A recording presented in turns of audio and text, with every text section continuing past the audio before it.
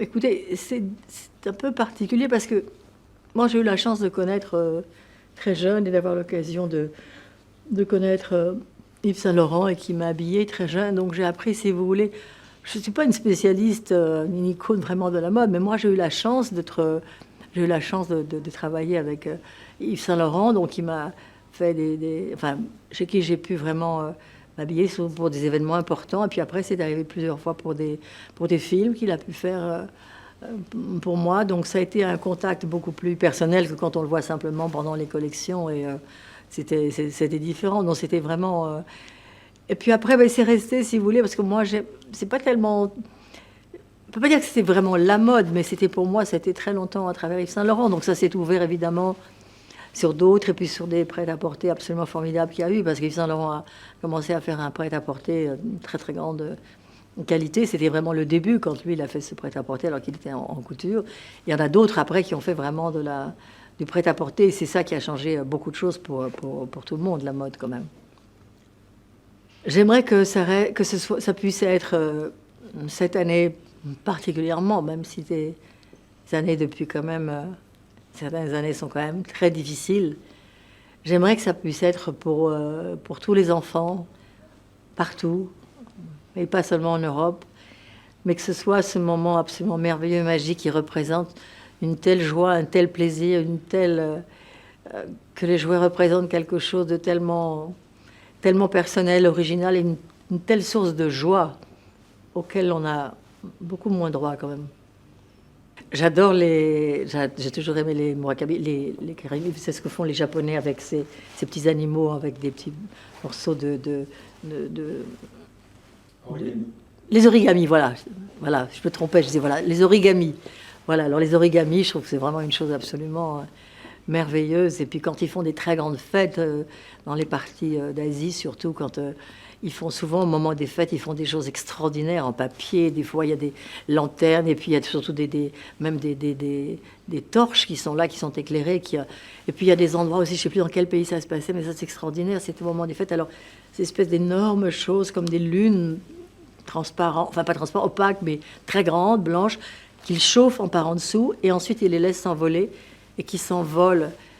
Ça, c'était quand j'étais en Birmanie.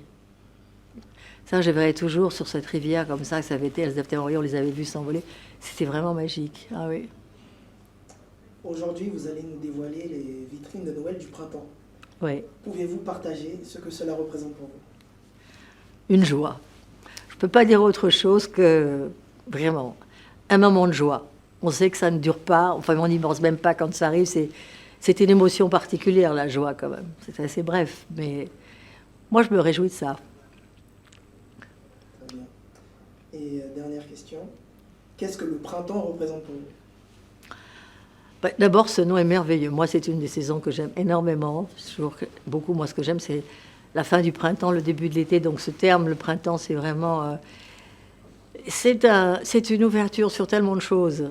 C'est vrai que l'hiver, on sort de quelque chose qui s'est endormi, que ce soit pas seulement la nature, la lumière, les heures, le jour. C'est vraiment ce début de naissance, comme ça, de renaissance. Et moi, le Sacre du Printemps reste une musique vraiment particulière que j'aime. Le Sacre du Printemps, c'est quelque chose qui me met en joie, oui. Et qu'est-ce que la maison Printemps représente pour vous? J'ai toujours connu le printemps.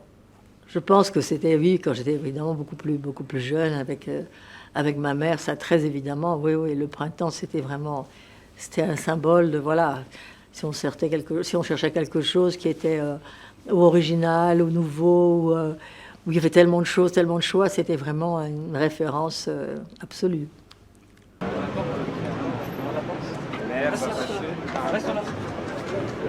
Voilà.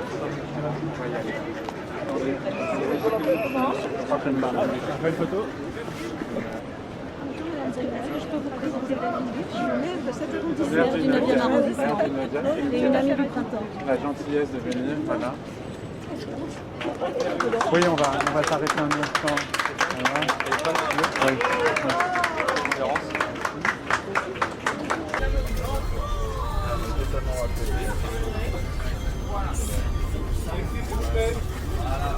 Merci. Catherine à votre gauche, s'il vous plaît. Et bien au centre, à nouveau, s'il vous plaît. Voilà. Catherine à votre gauche encore, s'il vous plaît. Regardez vers le haut, s'il vous plaît, Catherine.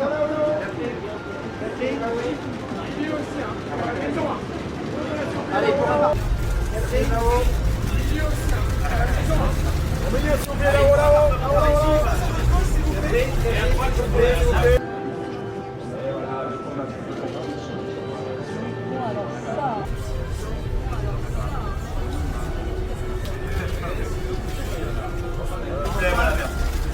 Et en haut, s'il vous plaît. Vers le haut, s'il vous plaît, Catherine.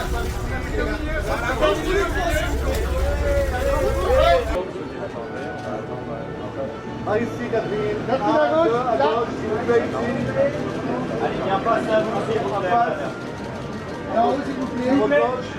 Vers le haut, s'il vous plaît. À votre gauche, par ici, les gars.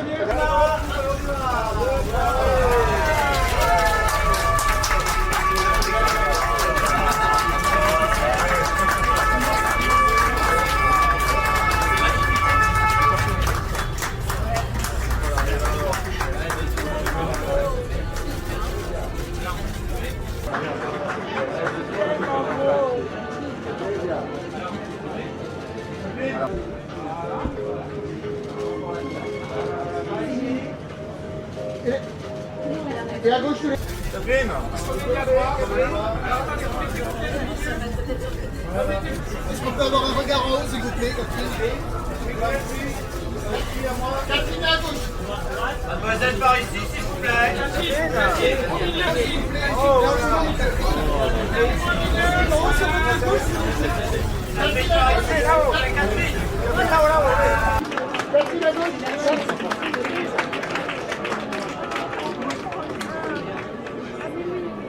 Mademoiselle, par ici, s'il vous plaît.